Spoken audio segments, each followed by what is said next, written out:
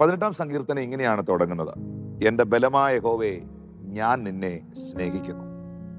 ഇവിടെ ഈ സങ്കീർത്തനം നിങ്ങൾ വായിക്കുന്നതിന് മുമ്പ് ഏതു സാഹചര്യത്തിലാണ് ദാവീദ് ഈ സങ്കീർത്തനം എഴുതിയതെന്നും കൂടെ മനസ്സിലാക്കണം. യഹോവയുടെ ദാസനായ ദാവീദ്, യഹോവ അവനെ സകല ശത്രുക്കളുടെ കയ്യിൽ നിന്നും, ശൗലിന്റെ കയ്യിൽ നിന്നും വിടുവിച്ച കാലത്ത് പാടിയതാണ്.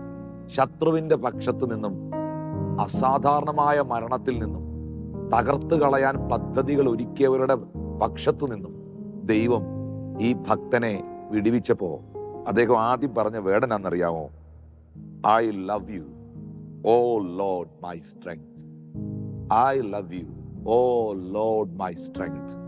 എൻ്റെ ബലമായ യഹോവേ, ഞാൻ നിന്നെ സ്നേഹിക്കുന്നു. അപ്പൊ ദൈവത്തിന്റെ മുഖത്തേക്ക് നോക്കി ദാവീദ് പറയുകയാണ്, എൻ്റെ ദൈവമേ, ഞാൻ നിന്നെ സ്നേഹിക്കുന്നു. അതിങ്ങനെ വെറുതെ പറയുന്ന ഒരു വാക്കല്ല, അത് ആഴത്തിൽ നിന്ന് വരുന്ന ഒന്നാണ്.